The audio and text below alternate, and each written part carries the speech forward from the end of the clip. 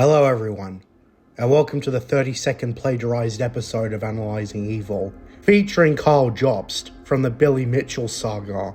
This is especially an episode I did not want to make, and I was super ready to make an Analyzing Evil on Billy Mitchell instead, but turns out I was looking at the wrong person, because this entire time, Karl Jobst had swindled everyone, and got caught with his pants down. I also am really disappointed, because I watched Karl Jobst a lot. I'm interested in the niche of speedrunning and video game high scores and whatnot, and Karl Jobst seemed to be a great host for that topic. And I also thought he was a good line of defense against Billy Mitchell, the guy who was caught cheating at Donkey Kong and Pac-Man and was suing everyone because they said he cheated. Well, turns out that's only half true. Because when it comes to Karl Jobst, turns out that Billy Mitchell's lawsuit was with merit. And again, I was super ready to make an Analyzing Evil on Billy Mitchell as soon as the lawsuit was over. But Billy Mitchell managed to seize victory. He managed to even the odds, and in the process, actually exposed Karl as someone who became the very thing he swore to destroy. Yeah, that's right. While Billy Mitchell's reputation is in the gutter, he can at least actually somewhat rest easy, knowing that one of his sworn enemies has his reputation tarnished as well. And to be honest, I actually feel bad for Billy Mitchell in this instance, and I think I owe him an apology in regards to the Karl Jobst lawsuit specifically, because turns out it wasn't fruitless. So Billy Mitchell, if you're watching, I'm sorry for backing Karl Jobst. In this instance, you were absolutely in the right to try and kick his ass in court, because Karl said something about you that wasn't true. So some background. Karl Jobst is a GoldenEye speedrunner from Brisbane, Australia,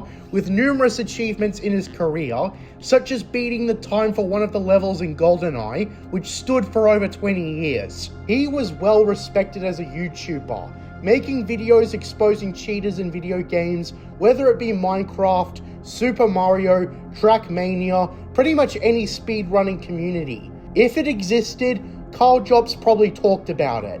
But as it turns out, Karl Jobst cheated his audience. Like any rational thinking person on the internet, he decided to talk about Billy Mitchell and got sued by him shortly after.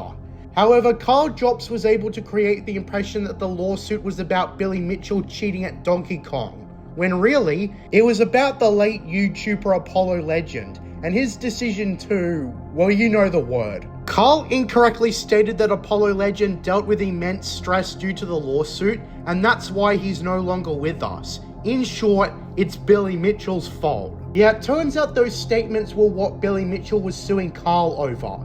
It had nothing to do with Donkey Kong. Instead, Billy was justifiably and reasonably pursuing legal action over the claim that he was a major factor in the death of a guy who had mental health issues even before he was sued. Now, whether the claim was a mistake or not, Karl didn't completely retract it when informed it was false. So in general, Karl Jobst, while being sued, gave the impression that this was about Donkey Kong, when it was actually something else entirely. I remember following what I thought was the truth for months, eagerly awaiting updates, but Karl was not transparent enough in what he was being sued over. I say this because despite having 1 million subscribers, he still asked for a legal defense fund, when I'm pretty sure someone like him could gather up reasonable money from just making videos. Even if that's not the case, Karl had no right to mislead people putting their faith in him. On a constant basis, Karl expressed confidence that he was going to win, and even made remarks about how Billy Mitchell was avoiding the lawsuit, which did everything to subconsciously convince us that Billy Mitchell knew his lawsuit was a lost cause. But I suppose it turns out that Billy Mitchell really couldn't attend trial on that date, and the whole thing was just one big coincidence. There was no foul play on Billy's part. Now I'm just thinking back to when Karl was talking about how incompetent Billy's lawyers were, and how he stated that he would never let Billy Mitchell forget his loss once it happened. Both statements that have aged horrendously, because Karl just handed Billy Mitchell his first victory in court. And now he's no longer an arse clown who lost every lawsuit. The consequences are huge too. Karl Jobst has to pay Billy back $230,000, and given he deceived his audience, he probably has to pay them back too. since practically everyone who put faith in him is now fuming at him.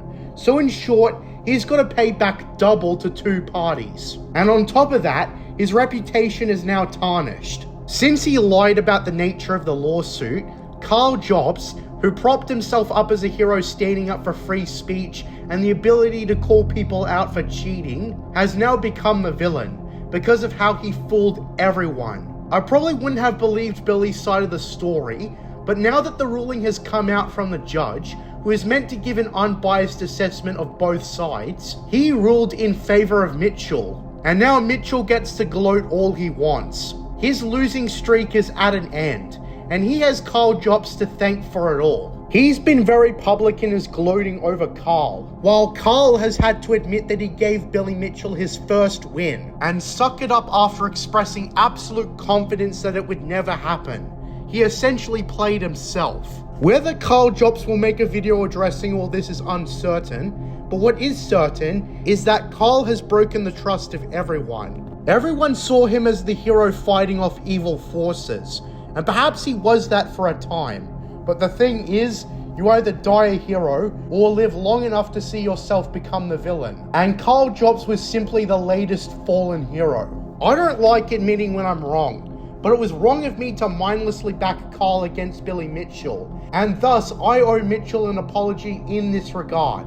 And the thing is, you know you screwed up when you made Billy Mitchell a teeny tiny bit sympathetic. Because the thing is that he was wrongly defamed in this case, sought justice, and ended up winning. From what I understand, he still cheated at Donkey Kong, and King of Kong is not accurate to the real events, and Billy Mitchell isn't a very good guy based on the accounts of those who have met him, but still, Billy Mitchell in this case was seeking justice, and I can't fault him for that at all, even if he's filed other lawsuits that are frivolous. In this specific lawsuit, Billy Mitchell was actually the hero of the story, and now I must abandon my plans to do an analyzing evil on him, and instead do it on Karl. Now with that being said, is this the end for Karl Jobst? Maybe? I don't know. While he is facing severe consequences for omitting important information, there may be a chance for redemption.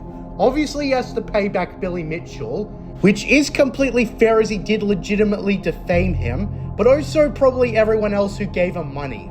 I still enjoy his content, and I want to see him get back on track, but unfortunately for him, it's not up to me. It's the collective opinion of everyone that counts on whether Karl Jobst will ever be trusted again. So after the big fat Shyamalan of the story that Billy Mitchell ended up winning, on April Fool's Day no less, Karl Jobst is sunken so low, and it may be unrecoverable. Karl has been described as a nice guy. However, he engaged in an unjustifiable evil. Thank you for listening to this episode of Analyzing Evil. What do you think of Karl Jobst? Leave your thoughts in the comments below. I'm JJ Plagiarisms, and until next time, what are stories but mystery boxes?